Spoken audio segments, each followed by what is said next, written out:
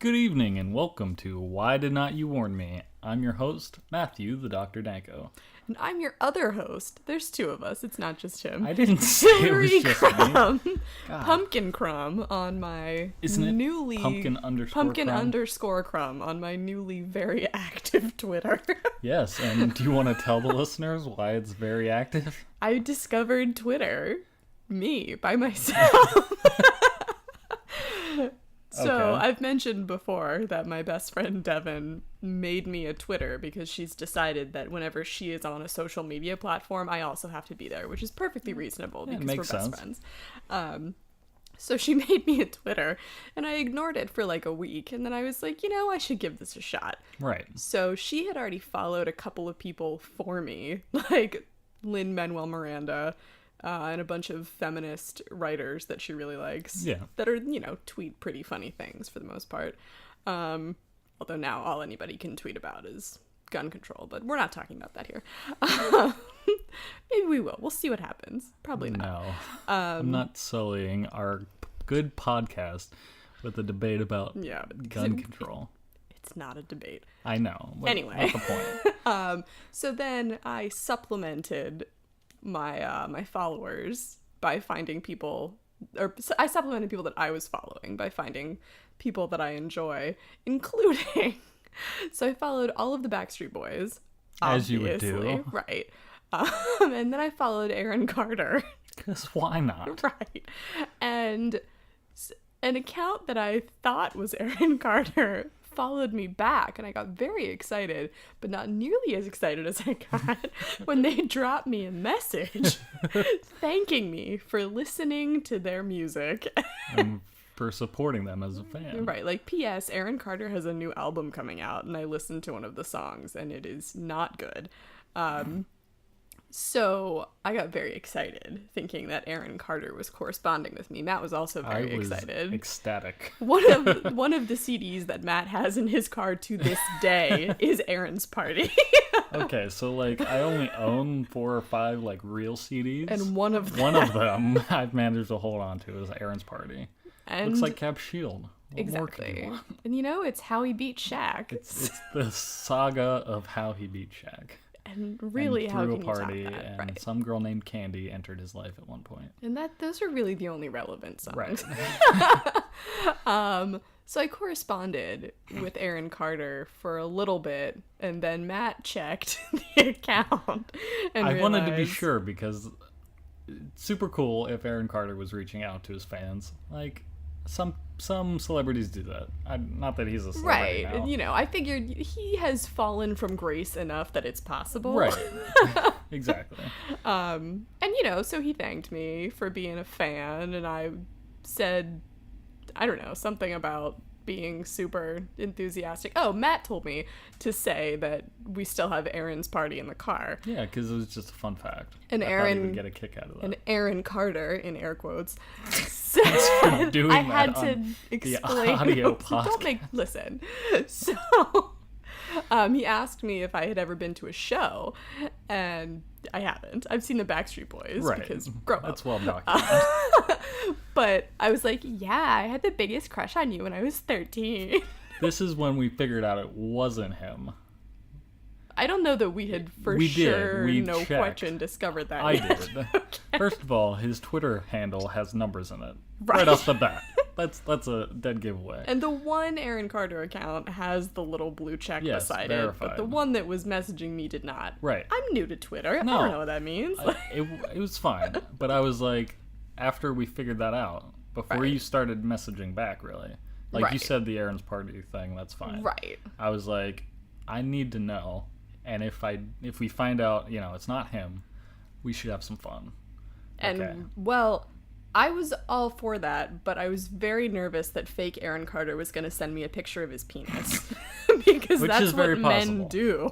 Right. So you sent the message, I had a big crush on you when you were 13. Right. And he was like, really? Where do you live? Yeah, And I'm like, oh, instantly. I'm going to get murdered.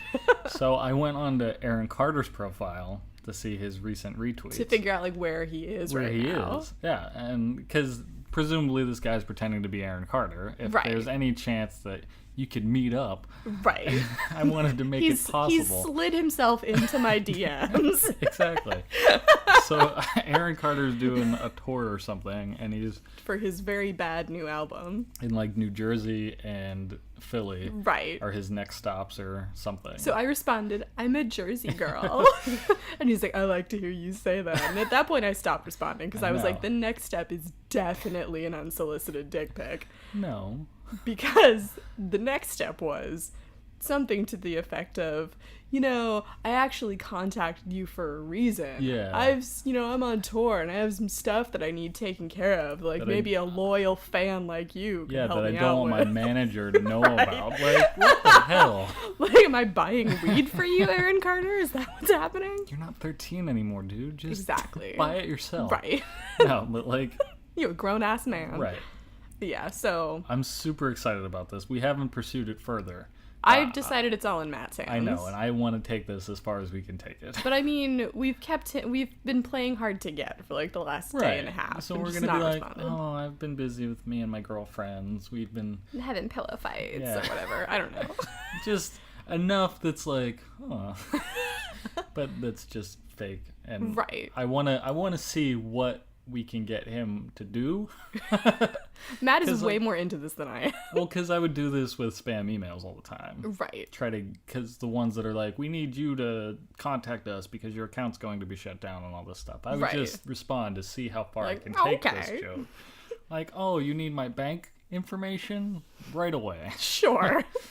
Um, So, my Twitter's more active. Don't do things that fake Aaron Carter tells you to do. yes. Always look for the little blue check when it comes to celebrities. Of course. Is what I have learned this Now, week. see, I wish MySpace had that at the time because... Maybe that's why MySpace went down. No, it's not. MySpace is still active for musicians. Oh. Yeah, it's You gotta not be in the like... band. Yeah, well, you have to have, like, music. Because... Like the theme songs you're trying to make for this podcast? No, not like that. Did we say the name of our podcast? Yes. Okay, I thought I we did. just The launched right first- into... The first introduction. I got very You weren't even excited. listening. I'm sorry. I was thinking was- about Aaron Carter. Are you gonna stop interrupting me? Just kidding. I was just gonna throw out there that Jamie Kennedy once messaged me on MySpace. Or put a comment on my wall. Slid into your DMs. No. No. That Old was a whole school. different thing. He posted on my wall. And I knew it was you. his account because of the Jamie Kennedy show at the time.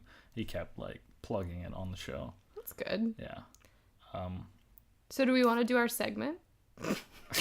Because you're clearly done with me. Sure, what have you been doing? Existing. What have I been Existing. reading? That's What have you our been segment. reading, watching, listening to? For me, all it's of just that. reading. That's fine. I'd like to open it up to you. Don't. Fine. What have you So been reading? I finished reading Ready Player One, and the ending was kind of weird. In rewatching, that's our air conditioner. It makes loud noises. Yeah, and I hate it. Yep. In rewatching the trailer, I am not excited about the faithfulness of the adaptation, but we'll talk about that when we see the movie. Okay, but you talk about it a little bit more since you read the book. Okay. In the trailer, it appears that there is an active outside of the Oasis resistance culture, which is not a thing in the book Yeah, it seems to. at all. From what you've said, I haven't read the book yet, but from what you said, it's, or from what we've seen in the trailer, since that whole like bringing down the company Right. type thing, Yeah. where there's like only one person that can stop it, and he like bands together with all these other people in the Oasis and Right. like, try to take them down. 'Cause Right. The book is a lot like not a treasure hunt story. yeah. Like an adventure. Yeah, I mean, they're hunting for this Easter egg, Yeah. which is a video game thing that I had to learn about in the book because I'm not Doesn't a gamer. just hold to video games. No, that's true. You're right. Yeah, I'm also... The reason I'm not going as much into detail about the book is because I do think that Matt should read the book at some point, and I Yeah. don't want to give too much away. Okay, that's fair. I don't know. You probably won't read it before the movie comes out, because the movie's coming out fairly soon, I think. Yeah. March, I want to say. I mean, it's possible. I don't know. Anyway, I do think you'd like the book, so I'm not going to spoil the ending. All right, fair enough. So I finished Ready Player One. I also read Feed by M.T. Anderson, which was an unremarkable dystopian novel that I think I read in like a day and a half. And then I read... I feel like we haven't podcasted in a really long time, but it's been like just over a week. I also read... I don't know what it's called. I can't see it. I think it's called The Bright Forever. The blue one? Yeah. I'm pretty sure it's called The Bright Forever. Yeah. Okay. It was unremarkable. One of the characters was a pedophile, which made me very uncomfortable. A very quick read. And then I think 2 days ago I started reading Life of Pi, which I haven't read before because I suspected that it was going to be one of those literary books that, you know, you might be a better person for having read but aren't necessarily enjoyable. Oh, the other thing about The Bright Forever was that I looked at the bio on the back, and the author was, or is, I think, I assume he's alive, a creative writing teacher, which made so much sense with how long-winded the book was. The story could have been like 25 pages. Yeah, you maybe. said that like the minute you ended the book. Yeah. So, like, how many fucking rhetorical questions can you ask in a row? Like, several paragraphs, apparently. It's not necessary. It's not good. It doesn't make your writing smarter. So that one you can skip. Yeah, so Life of Pi, I'm a couple of pages into it. I'm not super loving it, but I'm not hating it. I'm not bored yet, so we'll see. I've been reading a lot this week. Yeah. Yeah, so what pop culture stuff are you into? Well, I mean, this week it's kind of been all over the board. Most of it you've also been involved with. Right. I mean, I've been getting a little further in the Five Nights at Freddy's book. The Silver Eyes, I think is the title of it. I can't be sure. The Twisted Eyes? The Silver Eyes. The Silver Eyes is this one. The Twisted Ones is the sequel. And I'm like maybe a quarter from the end, and shit just sort of started happening. Like, yikes. Because the whole premise is like, you know, it's this abandoned Chuck E. Cheese type pizzeria place, and like there's all this shit about missing children from when the place was actually up and running, and now they're like going back on the anniversary and all this other shit. Very like typical horror movie crap. But shit just started getting interesting. I don't want to go too into detail because it is getting later in the night, and I don't want to prevent you from falling asleep. And it's understandable. It is a really cool book, and I read a companion book to this book and to the game series, which is the PC game, which is where this started, called The Freddy Files. It goes into sort of the lore and the background of like the creation of Freddy and like all of the different video games and how they connect into the larger story, and like it gets real fucked up.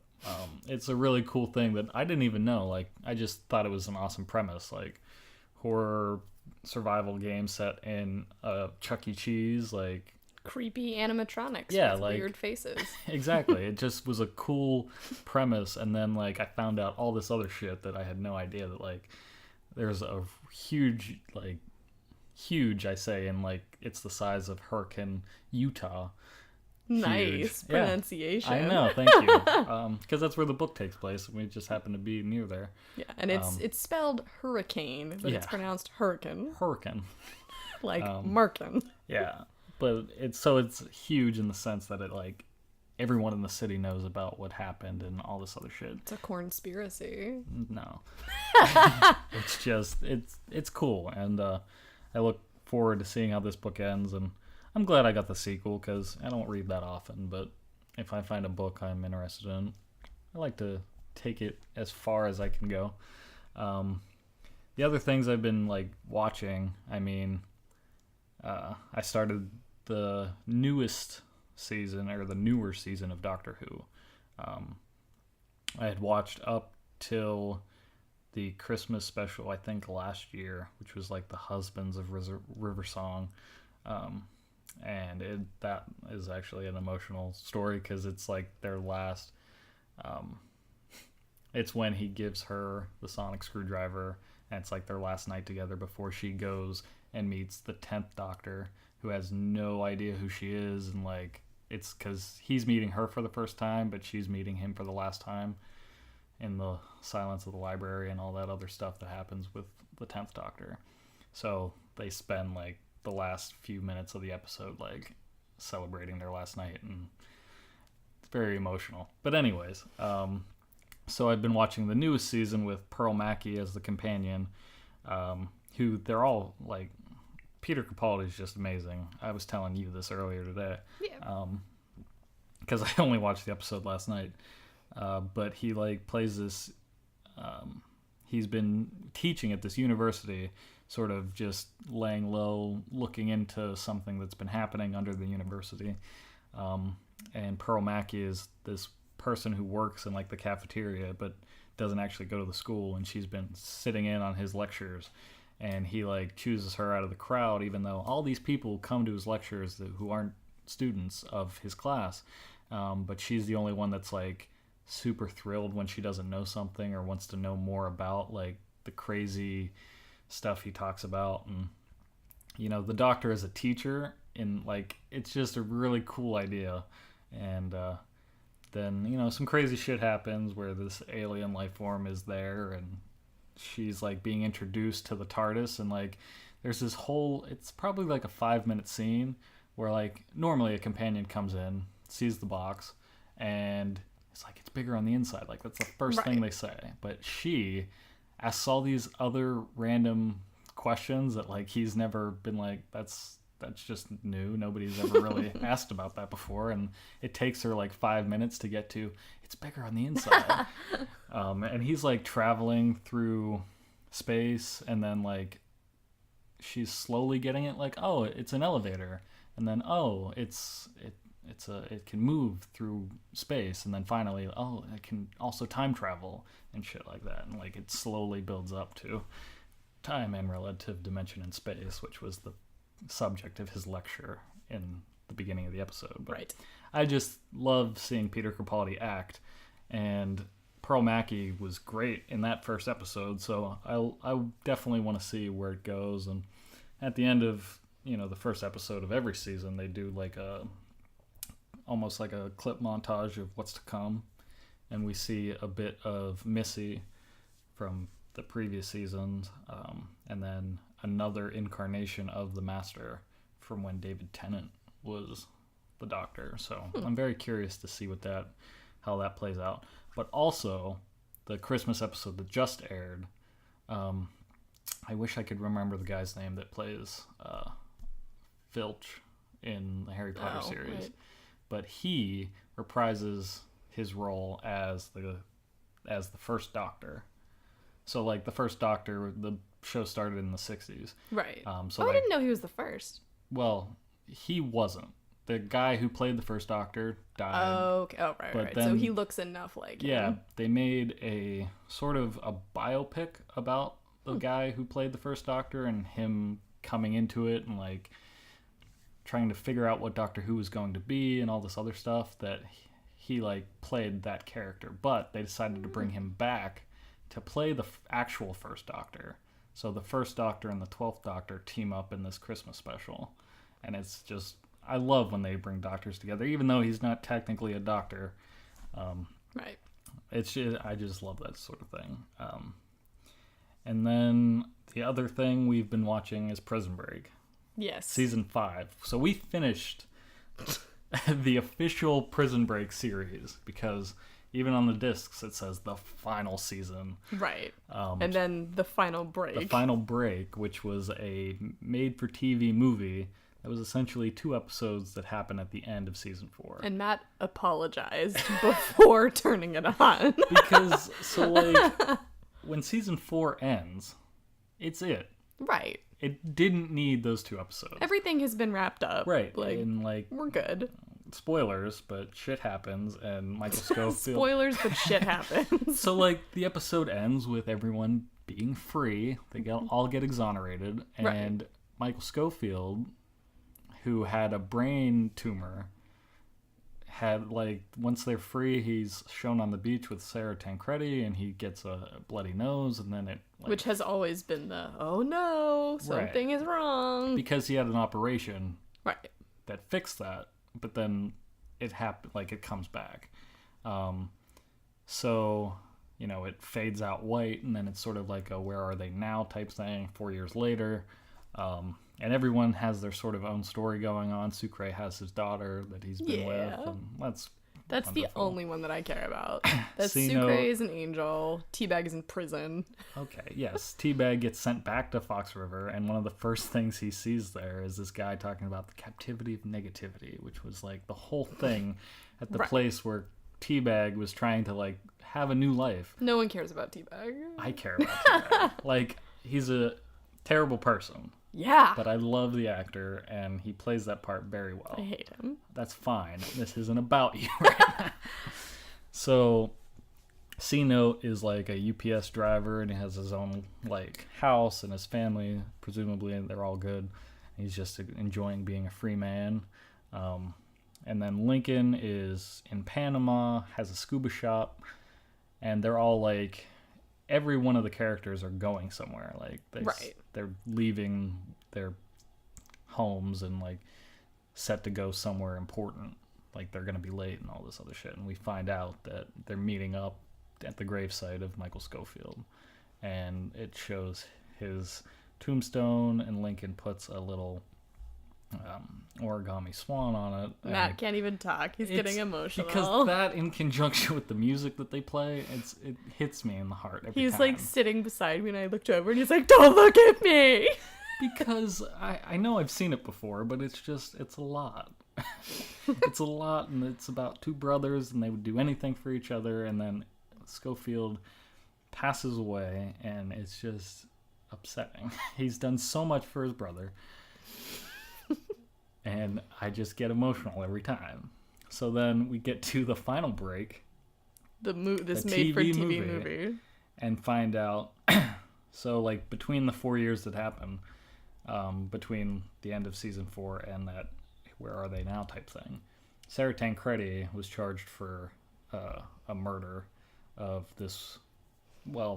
of Scofield's mother, who worked for the company. And all this other shit. Very long, convoluted thing, but it plays it out well over the season 4. Like, they don't just drop all this in the TV movie. Yeah, so in the TV movie, Sarah gets sent to prison. Yeah. And Michael has to break her out. Right. Because even though she was exonerated for her crimes, apparently this not doesn't really count for some reason. Right, I can't remember. A different one? The lawyer says something specific, but and the fact that she worked in the judicial system and the police officers don't really care for Michael Scofield and Lincoln Burrows because of all the shit they did and they got away with for no reason that anyone can tell. Because of Kellerman. No, I meant like that the general public can tell. Right, they were just it was just probably like just all of a sudden they're not wanted anymore. Like, exactly. So nobody really likes them, and nobody likes Sarah because she worked in the correctional institute that Scofield and Burroughs were in. And she had a hand in their escape. Right. And is facing no consequences. Right. Right up until she gets sent to prison. For a crime she did commit, in all fairness. Yeah, but it was for self-defense. I know, babe. I was there. I know. I'm just saying. I want it on the record. Sarah Tancredi is innocent. So the final break happens. Surprise, surprise. They manage to have Sarah escape. Unfortunately, the last obstacle is this keycard door that, Scofield creates a pseudo keycard to override the system and open the door. That's the only thing separating them from their party who's about to pick them up and drive away. And it doesn't work. The keycard doesn't work. The only way to do it is overload the power. And the only way to overload the power is for somebody to manually go in and grab the fuses and put them together, and Scofield knows that that's the only thing left and basically dies in the process. Basically. Question mark. Because the end. Right. So it ends and Michael Scofield is dead. Is dead? But we knew that there was a season 5. Yeah. So, yeah. So obviously the death did not stick. No, I knew about it, but I forgot I had told you that Schofield died. Yeah, Matt told me at some point, like, Because I want to say you were drunk. And no, like, told I mean me. that's possible. But like, I try to tell you really cool shit. I think that's really cool, at least, of Right. shows I've watched that I don't ever think you're going to watch, and we just happen to end up watching Prison Break. It might have come up because you have the entire soundtrack on your iPod, Probably. no. It might have even come up because we were talking about season 5, and you were like, I don't even know how that's possible because at the end of season 4, the main character is dead. It could have been many things. Right. Either way, I have knew. loose I lips. didn't remember that I knew until we were like halfway through season No, 3. it shattered my heart. I So know, I you tried were to keep sad. up the illusion that, no, he dies at the end in season 5, but they just go on without him because crazier things have happened. But, being a person who has access to the internet, I looked up the cast, and I I'm like, know. are they really gonna fucking just pull a, like, DC universe and bring him back? DC isn't the only people that have done this, and Marvel has done it too. Marvel's perfect. We'll talk about Marvel in a second. They brought Phil Coulson back. Yeah, but Phil Coulson's an angel. We're not doing this He right can't be now. an angel, he's alive. Anyway, so season 5. we've Shockingly, Michael is started. not dead. It's 10 episodes. We just It was a finished special 4. event. Yeah, we just finished the 4th episode. And I really dig this season a lot. Like, I think more than I liked Sona when they were in their season 3. Yeah, Sona was weird. Yeah, I mean, it's a 13-episode season that happened during a writer's strike. And, like, I get why they decided to do that, but if they needed season 3 to get to season 4, I'm glad that it exists because I really like season 4 as well. But this one, it's happening overseas in, like, Yemen. Yeah. There's a prison that Michael Schofield is in his name isn't Michael Schofield. Shit's crazy. Right. And shit is still super, super crazy. Like, Yeah. nothing has been revealed yet. Nothing has been revealed. Well, we did just see that one thing that happened. The Poseidon. Oh, or right. at least somebody Yeah, that's that was working with fucking Poseidon. nuts. Yeah. Because Poseidon is the reason Michael Schofield is in this prison. And there's like this these foreign affairs, or there's some sort of wars happening. I mean, it's ISIL. Yeah, Like, but like Kellerman was talking about Russia and Iran. having, I think, too much power and influence in the Middle East. Yeah, so there's this radical ISIL terrorist that No, a radical... Oh, you're talking about the person who's in the prison. I Yeah. thought you were talking about Poseidon. No. Okay. The radical, I can't remember his name.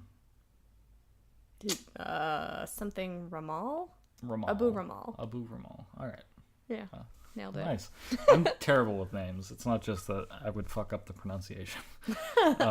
So he's in this prison, and like, so this mysterious puppet master Poseidon has put Schofield in this prison to get Ramal out because he's a rogue CIA agent who wants to Poseidon is, not Yeah. Ramal. to carry out his own political agenda, and to get this radical terrorist out and have him fight the wars that the U.S. government doesn't want to involve themselves with is something he thinks needs to be done. Like, Right. it's slowly working itself out, but I don't know.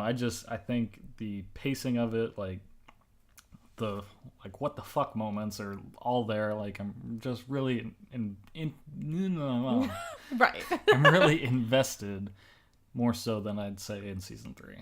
Yeah, I mean, it's like the exact same formula almost yeah. as Prison Break when it was enjoyable for you. Yeah. So like, yeah, it's more of the same. But it feels a little grittier. yeah. Like, the stakes seem a lot higher. I don't know. Yeah, I mean, like, the town that they're in Yemen is, I mean, it's falling to ISIL, Yeah. like, immediately. Yeah. And Lincoln gets us... There's a whole thing where Lincoln gets word that his brother's alive in Yemen and goes there to help him escape. And so they finally met up, and that's really emotional for me. Anytime anyone says Yemen, I am always gonna think of Chandler Bing. I know. 1 Yemen Street, Yemen. But yeah, so that's what I've been up to this week. So there's been a lot of pop culture, and that's not even all of it, because do we want to talk about the big one, or do we want to talk about the funny one first? No, let's end on the let's talk about the big one. Okay. Because I don't imagine the funny one will take that long. No, it's just cool. Either. So the big one this week, obviously, is fucking Black Panther. Yeah. Which we have been, not hiding our enthusiasm for at any point. No. So it came out Thursday, and we went and saw it, the earliest showing that we could. It was at 7 o'clock. Yeah, and then we saw it again on Sunday, I think. Oh god, it's so good. I know. It's everything that I wanted it to be, and so many things that I didn't even anticipate. I mean, for me, one of the coolest things, I was a sociology major, and I did a lot of background research in anthropology. So looking at it from a cultural standpoint, the movie was not made with me as a white person in mind, which is amazing, because there aren't that many things like that, and certainly nothing as mainstream as a Marvel movie. No, not to my knowledge. Yeah, I mean, there are some movies with predominantly African American casts, but their storytelling and their message has always been a different thing. Some of them have been comedies, some of them have been movies about slavery. This movie is Wakanda is a fictional African American country. No, wrong. See, this is why. Right. This is why it wasn't made for me, because I have no anyway experience to pull from. But right. So Wakanda is an African country that has the largest and only, I think, the world's only supply deposit of vibranium, which is what Captain America's shield is made of. Yeah. But that, I think, is really one of the only things that we see made of vibranium.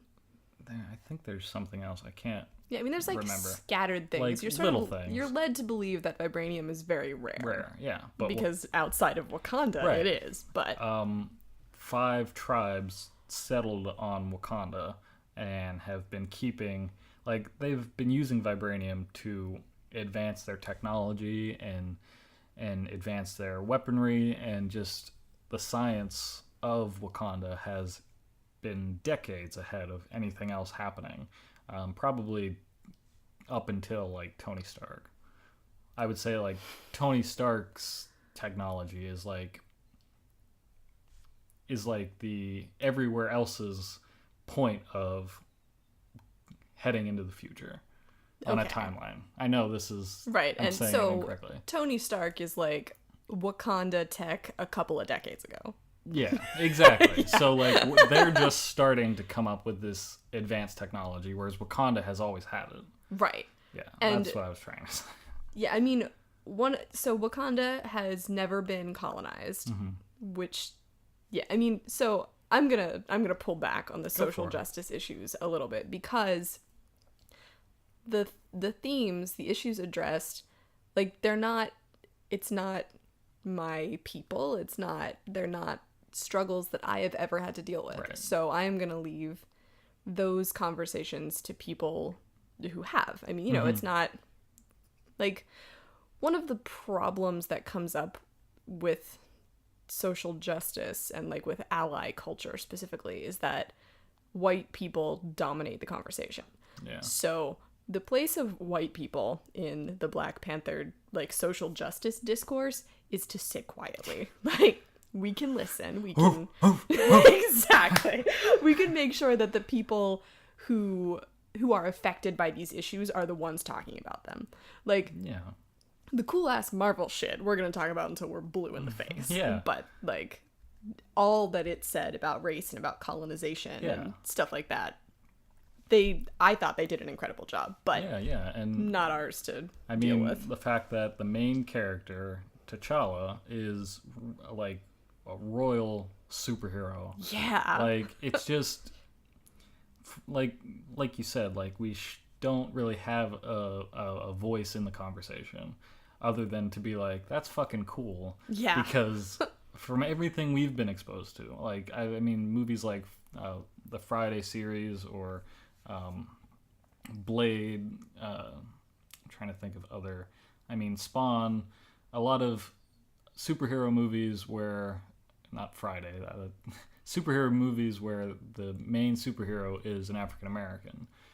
This is completely different than that. Like, Blade is a vampire hunter. He's like a badass, but not like he's like a comic book type character. T'Challa seems like a real human that has these ancient powers, and has the technology to support. Like, he's don't get mad at me, but he's Batman, He's not Batman. but with way more shit to deal with. And way more grace and elegance about dealing with it. No. We're not going to talk about that. You brought up Batman. I know, You did because this to he yourself. has the funds and resources to fight crime. I'm losing the argument that I was trying to make because you decided to do this. My point is, it's in the film, but there is a shot of Oakland, California, a bunch of African American kids playing basketball, and one of them is like looking up to the spaceship that's overhead, and then they jump back to that same field towards the end of the movie, where a bunch of African American kids are still playing basketball in that same lot, but in present day instead of the 90s. And they see T'Challa and is like, "Is that yours?" And then T'Challa just smiles. Yeah. And it's like, that is more than enough to be like, now they have somebody to look up to, a role model that's not like defending the neighborhood because there are gangs at war, or that there's like, it's not a drug movie, it's not like Right. a movie about slavery, it's just, There's it's a nothing superhero negative. movie. Yeah. And it's teaching, or it's expressing that there are, like, you can be a superhero too. Yeah. Like, that it's like, it's important for African American kids to realize that, because every other Marvel movie is It's a bunch of white dudes like in suits, like, protecting the earth, and that's great and all. Right. And like, but we've always had that. We've always had that representation. Right. So when a movie like this comes out of the woodwork, it's important to talk about it and to keep that conversation Exactly. going. And it just came out, so it's going to be the number one thing a lot of news articles are writing about, and a lot of things people are talking about. But I've seen in the comment section so many people, so many white people specifically, being like, "This isn't the first black superhero movie," and all this other shit. But You're like, that's shut not the point. fuck up. Like, this Yeah. is not about you. Exactly. And just listing all these movies where an African American plays a superhero or the main character, or that there's more than one black guy in the cast. Like, that's Right, not but the point. this is different. And it's like, Marvel is obviously a monopoly, sort of, like Yeah. Marvel and Disney. But it was using all of that power and all of that influence, or that Yeah. public eye, because they're making mainstream movies. Right. Everyone's gonna go see a Marvel movie. Yeah, Like, just right off the bat, say Marvel, people are already there. right. We But all went to Thor Ragnarok. right, Why? the third Thor movie. Right. And it ended up being amazing, but that's not the Yeah. point. So when you have all that power and everything, why not throw in a movie like this? That's like a genuinely good story. Yeah, it's not even like, take race out of it, take that political angle out of it. It is a well-told Right. story. It's a good comic book movie. It doesn't ever lose sight of that. No. But it doesn't feel like kitschy. Like, the humor that comes in doesn't feel out of place. It doesn't take you No. out of it. It's not too quippy, but it's like it's still funny. It still feels like a Marvel movie, Yeah. and there's badass action sequences, and there are 2 white people in the cast. Yeah. That's it. And one they of don't have them many gets lines, yeah. one of them gets barked at anytime he speaks. Yeah, yeah. And it's amazing. And the majority of the movie takes place in Wakanda, Right. which is just cool right off the bat. Yeah, like, exactly. So we get to see, like, and I read a couple of, like, scattered pieces about the design concepts for, I mean, like, everything from the accents to the costumes to the hair to, like, the set itself. And it was so cool, like, reading about the accents just particularly fascinated me because so many of the dialects that are spoken in Africa have influences of either British English or French, or because much of Africa was colonized. But Wakanda never was. Yeah. So its language is going to be different. It's Yeah. not going to have any traces of any European accents in it. And it's hidden. It's isolated from the rest of the world. Right. They have a cloaking device over the entire country of Wakanda. Right. Yeah. Also worth mentioning. And, like, the rest of the world thinks it's just a bunch of farmers. Yeah, it thinks like- it's a small third world Yeah. goat herding country. And, like, the one white guy, Martin Freeman, who plays a CIA agent, Everett Ross, thinks that, like, there's a little bit of vibranium that exists. And come to find out, T'Challa's suit is made of it. And that, like, he gets taken to Wakanda because they have the technology to help him after he's been shot. Like, it just blows his little mind that Wakanda is so far advanced. And, like, there's this teenage girl Shuri. running the science department of Wakanda. Shuri, who is now the face of STEM in the Marvel universe, this 16-year-old African girl, Yeah. which is amazing She's on making so all many the levels. tech. She's the Q of this universe. The other thing that I want to talk about, since we brought up Shuri, is the women in this movie. Like, this is not just a dude superhero movie. Yeah. So in the comics and also in the movie, the Black Panther is the ruler of Wakanda, and his bodyguards are the Dora Milaje, I think is how you pronounce it. That sounds right. Something like that. Yeah. And they are female warriors. Mm-hmm. All of them, all the of them. time. And they're amazing, and I love them, and They're just badass. they are badass, and they're with T'Challa, like They're his bodyguards, basically. yeah. And so, like, one of the scenes, they go on this mission to Korea, and, like, it's whatever. But the cool thing for me was that in assembling who was going to go with him, T'Challa obviously is going to go, and he brings Nakia, who is female, obviously. Yeah. It's his, like, ex, but also she's a spy, I think. that, like, goes out into the world and presumably helps Wakanda. Like, her main, like, objective is to start changing the world and helping those who need it. To have Wakanda use its vast resources to help people. Yeah. So that's her thing. So So T'Challa brings Nakia. He brings Okoye, who is the general of the Dora Milaje. And then he has Shuri, his 16-year-old sister, on standby. Yeah. So he, like, it's this force of badass women, and there is never a conversation of, shouldn't you bring a dude? Can a girl really do that? It's just like, yeah, we're gonna bring her because she could murder you by looking at you. Like, Yeah, and I mean, like, not for nothing, but so the Black Panther has this, like, ancient flour that they grind up and, like, feed to the ruler. the heart-shaped herb. Yeah. Yeah. And, you know, T'Challa has that in him, so it gives him super strength. He also has a vibranium-made Black Panther suit that he wears. But he still has these 2 women with him, one of which protects him, basically, as royalty. And, like that, like, just... Like, do you not understand? Exactly. I get it. It was amazing. Everything about the movie was like wholly on point from, I mean, and I've been reading things since the movie came out about, you know, African American parents that took their kids to it, and like seeing pictures of young African American kids dressed like these characters. I mean, it's overwhelming because there hasn't been that kind of representation. I read a tweet that was like a mother talking about her daughter, how like when the mother grew up and she went to go buy an American Girl doll, the only one that looked like her was the one that had to escape from slavery. Yeah.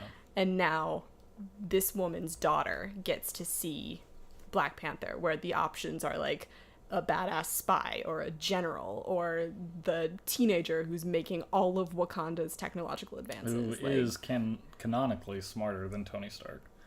There you go. Yeah.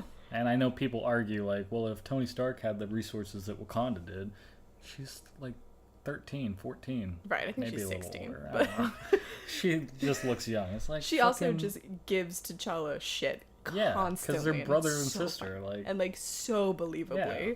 Like he comes into her lab wearing sandals and she's like, what are those?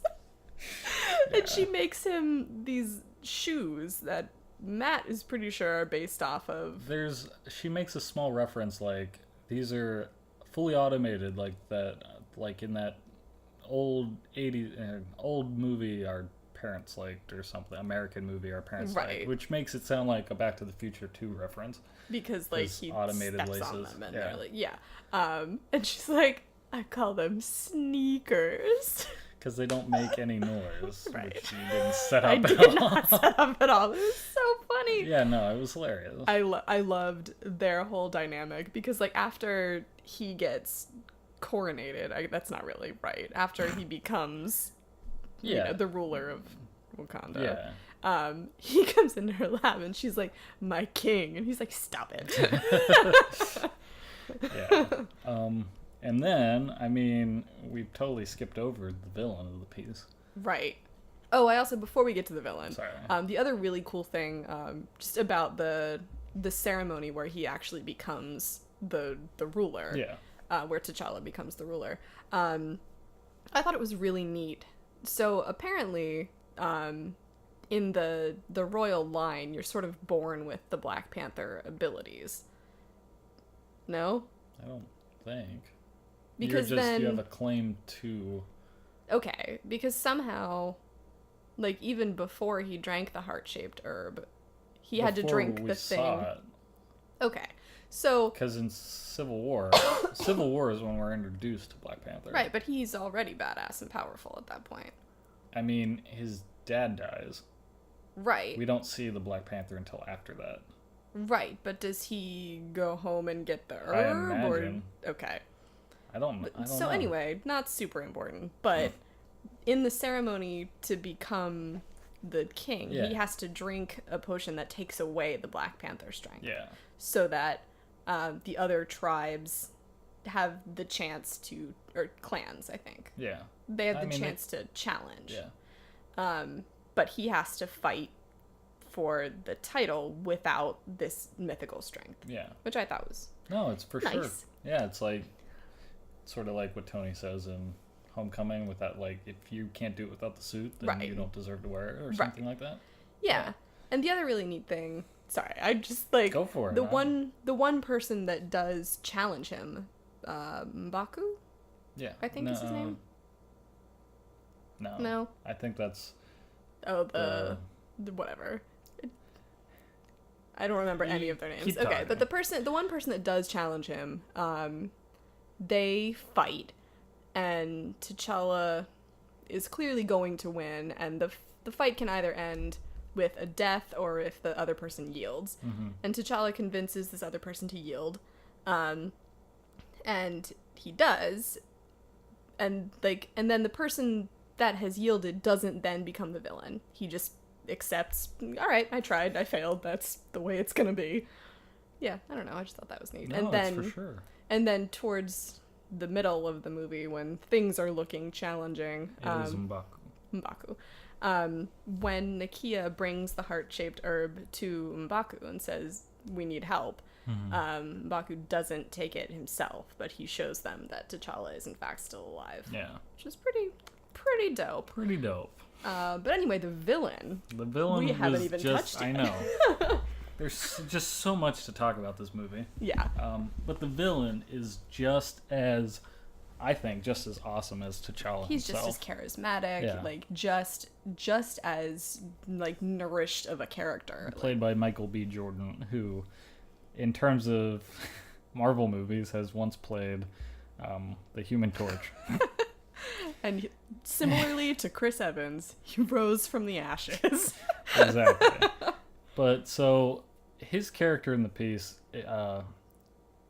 there's this whole sequence at the beginning of the movie with these kids playing basketball outside of this apartment complex in Oakland, California. He ends up being one of the little kids playing basketball, who, I mean, There's like some complicated shit. his Like father is a Wakandan who was working as a spy in America and didn't agree with what was happening. right. So it gets very, very into the social justice issues Yeah. that we're trying to avoid. right, but the premise is at least this one guy, Claw, has stolen a bunch of vibranium. Who I don't remember the guy's name. Helps him steal so that they can make weaponry. So, Basically, so Wakanda should be using its resources on behalf of other African people in the world yeah, to help end that suffering, that power imbalance. yeah. There are people that believe Wakanda should be stepping in and using that power that they have. Yeah, and And yeah, Wakanda's whole thing is we're not going to intervene because we're only interested in the interests of Wakandans. Like Right. our people are important to us. And Which, and the other side of the argument is that we're all people, like we're all the same people. right. And Michael B. Jordan's character, his father dies defending, or not really defending, but he dies, and Michael B. Jordan knows that Wakanda is in his blood. Knows that Wakanda exists, has grown up in Oakland, California. Yeah, with basically all this knowledge that, like, yes, Wakanda has the resources to help the world and help their people. To fight this. Yes, to fight the oppressors and all this other stuff. So he gets it in his head that he's going to go to Wakanda and make this shit happen. Yeah. So he delivers Claw, who has been like a war criminal for, like, the Wakandans have wanted him Because Claw stole vibranium Yeah. from Wakanda. And killed a bunch of their people. Right, and they have no fucking patience Right. for that. So when Michael B. Jordan's character, Eric Killmonger, right, which is the only name he gets, Right. he brings Claw to them and is like, I've done what you needed done. And then and your king couldn't. Yeah. And here I am, and I did it. So. And then he's like talking to T'Challa and taunting him, sort of being like, I'd like that throne over there and all this other shit. And then he finds out, oh shit, this guy is, my cousin. So he's like partially royalty. So he has as much right to challenge T'Challa for the throne.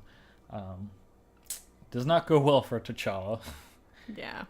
He gets thrown off of the cliff, and Eric Killmonger becomes the ruler of Wakanda. And the Black Panther. Yeah. Like, unfortunately, that's how it works. Right. Black Panther isn't like a pseudonym. It's not a second identity. That is what the ruler of Wakanda is called. Yeah. Like, Yeah. yeah. Good. Yeah. Just a little background. So his whole thing, he goes and starts, and there's like one other guy on the council of Wakanda, or like one of the other clan leaders that believes sort of the same ideology that Eric Killmonger has. We're like, we have shit that can help the people. Right. Why shouldn't we be distributing these Yeah. weapons? Like, So, you get one on your side. It's sorry very about easy the sirens.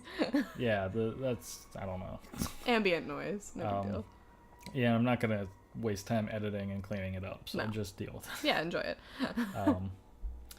So yeah, like just a very believable, and he is charismatic. He is, I don't know if fun's the right word. Fun to No. watch. Definitely fun to watch. Like, powerhouse of an actor. Yeah, like The dialect thing comes in here as well, because all of the Wakandans have a very specific way of speaking. But Eric Killmonger grew up in Oakland, California, which is a very specific dialect. yeah. And Ryan Coogler, the director, is actually also from Oakland. And it's so hard because I want to get into like all of the social justice shit. Because I mean that's part of what made this particular villain so evocative. Yeah. But I'm trying not to.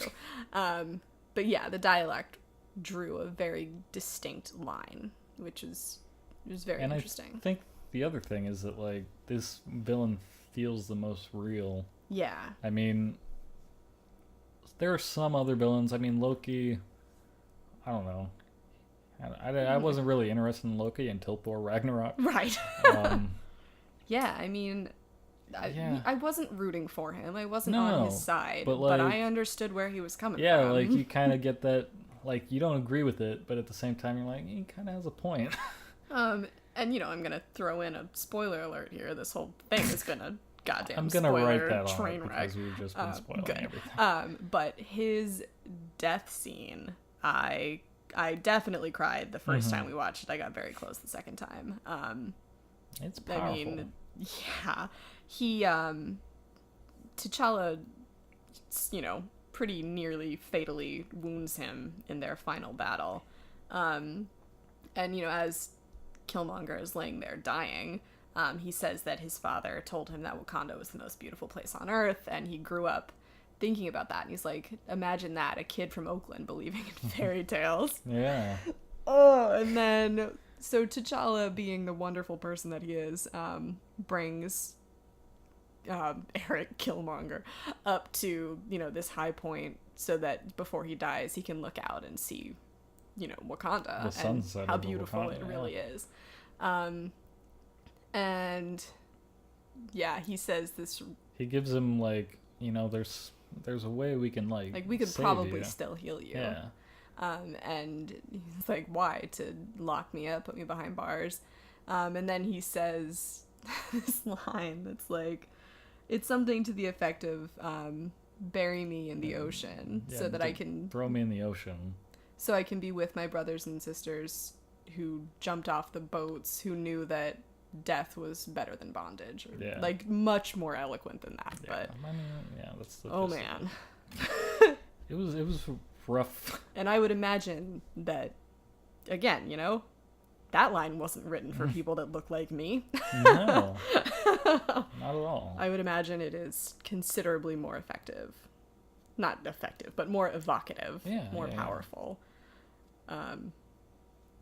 Jesus, what a movie. I know. And I mean, some might say, I know people have been saying, it's overhyped and like, why weren't you guys all about T'Challa in Civil War? And I mean, we were. yeah, like we were, yeah, and like, what about fucking Falcon's movie and like fucking War Machine's movie? And I was like, this is a vastly different kind of movie. Like, Yeah. a War Machine movie, as much as I like Rhodes, it'd just be another Iron Man movie. Right. And like Falcon, there's rumors that Falcon would become Captain America or some shit like that. Like, I like Falcon.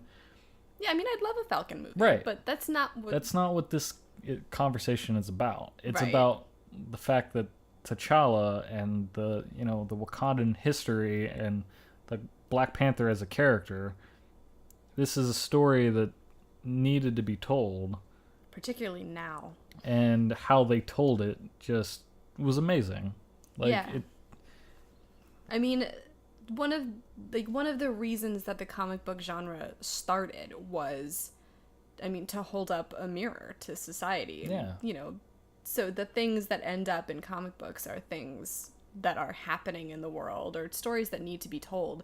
And I mean, the images, the story, the themes that this movie brought out, I mean, they're things that need to be held up to society right now. Right. And like that's the whole that is the whole point of a comic book, is like a lot of the characters were created so that kids could like read a comic book and sort of relate to the character and see themselves in the character. And like Spider-Man, Peter Parker, that was an easy one for kids like myself to look at and be like I could be a superhero. Yeah. Like, so to have a Black Panther character, it's the same thing, but I don't know. This movie it needed to happen, and I'm glad it happened. I'm glad, Marvel has been such a success, because there were times back in the day where, Marvel characters and movie studios weren't doing them right, and the fact that Marvel became a studio and was sort of dedicating itself to superhero movies and comic book movies, they think a lot like a comic book team would. And so they've used all of their interconnecting universes to build up to, the Infinity War and whatnot. But then they whip out something like Black Panther. Yeah. And with such an amazing cast, oh my God, like all of them were just fantastic. They were spectacular. The director was great. Incredible. Every the script detail was great. Of it. Like, I didn't really feel bored at all in the movie. No, and sometimes, a lot of comic book movies, there's like a lull there's definitely somewhere, lulls. But not in this one. Yeah. It was a strong story. I thought I loved Spider-Man Homecoming a lot. Yeah. And this is just it's in a league of its own. Yeah. Because the other really cool thing about it was that it was an incredible comic book movie, but it will appeal to people beyond just Marvel fans. Yeah. And not just because of the social justice goal, angle. But ultimately, I think that is the goal, is like... Yeah. Yeah, Marvel fans are coming, and like you're still continuing an ongoing story, but... Right, and like we said, we'll come see whatever. Like, yeah. They could vomit on a screen, and I would pay my all of $11 us to would. go like, see it, we right? put so much time and money into this franchise. Marvel owns our asses, like, they do. Unapologetically, and that's just the way it is. But Black Panther will draw in other people. Yeah. And like it with has. Celebrities, like, I know they've been buying some of the movie theaters so that kids could see it. Yeah. Like, and a lot of the arguments online is like, well, that's going to skew the numbers because they're selling more tickets and whatnot. But like so whatever. Fucking what? Yeah, exactly. The movie's already doing like beyond like a few fluky things, like phenomenally better than even Deadpool, which also, was released around this time of year, and like it's just a good fucking movie. It's a good fucking movie. Let it be a good movie. Exactly. And like the other thing that I wanted to talk about just quickly was I touched a little bit on the design stuff, but they had African American people working on this movie on every angle. They told the actors to show up to set like with their natural hair, and they were like, we have people who know what they're doing. Yeah. Like, don't worry. It was just well done through and through. And yeah, and I keep seeing Tumblr posts just highlighting all of the different African cultural influences all over, like from the way the people are dressed to the coloring on some of the makeup to the hairstyles. Like, it's pulled from all different parts of Africa, and it's beautiful. Like, visually it's stunning, and the story is incredible. Like, I can't get over it. Like, every detail of that movie was amazing. And I liked Wakanda, just the look of it. Yeah. There's this super advanced city that exists in like the middle of Africa. It was just a cool, like, two dissimilar things that like worked really well together. Yeah, and it's the design concept was, what would this look like? It was built so much earlier than Western civilization because of, their Wakandan technology advanced rapidly because of the vibranium. Yeah. And there are no colonial influences. It's, what does the Wakandan style look like? What does uncolonized Africa look like? And that's... Yeah. They had to fucking make it up. Like all the, Game of Thrones or the Hobbit series, like all those worlds that they create from scratch. Right. Like Wakanda's that, but more, because it's set in reality. Yeah. It's fantasy set. It's I don't want to say twisted reality, but like augmented. Augmented reality. Yeah. None That's of another it sounds thing. great. No, but... there's a name for it. I don't know what it is. That's why this podcast is called "Why Did Not You Warn Me?" Because I don't know words. But my point go is, see Black yeah, Panther. it's See it so a worth million it. times. Like, tell all your friends to go see it. If you're white, say amazing things about it. If you can Look, I can understand people not liking the movie. Like, I don't agree with that. I think they're stupid. I think some of Right. them are disagreeing to disagree. But from like a cinematic standpoint, maybe there are people that just don't like it. I get that. But if you're not liking it for the wrong reasons, shut up. Right. I mean, like, we were walking out of the movie, and I was just overwhelmed by the coolness of the fact that this was not made with white people in mind. Yeah. And there are people that are threatened by that are not Yeah. happy about it. Like, how many fucking I movies know. about white boy superheroes? Throw a rock and you'll hit one. Like, Exactly. not Like, even just chill white boy out. superhero movies. White people movies. ever. Yeah, Like, exactly. they're all predominantly white. Right, I know I keep moving away from the mic. Try to be like... I'm sorry. It's okay. Getting very But passionate. I know. But yeah, like, shut up. Go see the movie and just revel in how amazing it is. And I just... Bottom line. Yeah, like, I want more Black Panther movies. I want more Shuri. I want Shuri and Tom Holland to interact. I want Shuri and Zendaya to interact. I want Shuri and Tony Stark to interact. I want all of it. I want a Shuri solo movie. Yeah. Because I love her. I would die for her, Like, not to be dramatic. I'm glad that they made an action figure of her. Oh yeah. Like, yeah. I collect Marvel Legends figures, for those of you who don't know at this point, but Marvel Legends are typically like reserved for, you know, the main characters of the movie. And then those are like $20 figures, and then they make a lesser quality sort of action figure that's like $10. Similar designs, but they have less articulation, and they happen to make a Shuri action figure. And I wanted that because she's amazing. She's just a cool character, and she gets these badass Black Panther gauntlets at the end of the movie, and like, she's just badass and super smart, and she's amazing. I'm glad that exists. Yeah, and I'm glad that, you know, that they picked the perfect actress for it. Like, yeah, like, for sure. Fuck everything about the movie. I'm curious, is your plan to make adjustments to the action figure? Because I know, like, because it doesn't have her braids. Like, there's some details that are missing. I mean, Marvel Legends do a pretty good job of getting some accuracies right. They generally, though, on the lower quality figures, like, the details are all there, but they sort of just paint things one color to like, they'll make the mold, but they won't spend the time detailing it. Gotcha. Mine has like her fully detailed outfit, but it's missing some of the gold accents and the blues and shit like that. And they've also cut her braid off for some reason. Like, her hair is braided, but she has this one braid that comes down over her shoulder. It's on the packaging, but they just didn't make it for the figure. So, like, yeah, I can whip that up because I'd like that. I would want her to look like her. Yeah. Yeah. And I mean, the Build-A-Figure is even the general character. Yeah. Like, so in order to get that figure, you have to get all the other figures, or at least all the other parts. And normally those figures, the Build-A-Figures, go for like $45 to $60 if you try to buy them all together as one figure. Gotcha. Because it's so hard to get a hold of. Right. And that's kind of cool. Yeah. Like, Thanos was like that, and he's the biggest villain of the... tying the MCU together. Yeah, and like, there's Okoye and Nakia. Yeah. Nakia is the other one that they made. Yeah. So they have those two characters.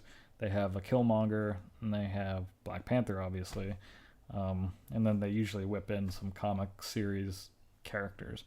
But it's just fucking cool. I know they do it with all the movies, but like, they more with the Marvel Legends sets, they stop with like the two main characters, and then sometimes the rest are all comic book characters, but they went like more than half the wave is characters from the movie. And I mean, the Marvel Legends figures, like, they're beautiful. Yeah, they look, I mean, I like them a lot. they look really good. Yeah.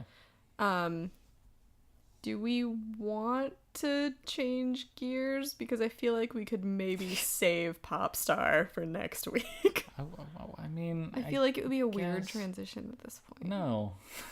I also have to attend to my care. Danishes. I guess I'm in the we can middle of a save cooking it, project. But this is the problem that we run into, is that we push shit like that back and then I forget details. Like, had we done a Black Panther podcast directly after seeing it, I would have you remembered want to. more. I'm sorry. It's okay. My brain's just no good. I mean, so you want to talk about it right now? No. It's fine. I know we've exceeded our limit. We can also watch the movie again this week. Yeah, but I don't see that happening. So now it's gonna happen. So we're talking about Popstar, Never Stop, Never Stopping. Which is like an True Hollywood story, or like a music documentary, mockumentary rather, Right. about Connor for Real, who's played by Andy Samberg, and it's basically like The Lonely Island if the Lonely Island broke up and they all went on to do their own shit. And it's fucking hysterical. Yeah. But we have talked for a long time. Yeah. Also, I got very passionate about Black Panther, and I'm not quite as passionate about Never Stop, Never Stopping. No. So anyway, it's been real. Go see Black Panther. Definitely. Don't be Black a dick Panther. about it. Go Right. see it. So I'm your host, Matthew the Dr. Danko. I'm your other host, Hillary Crum. Go see Black Panther. Really, though.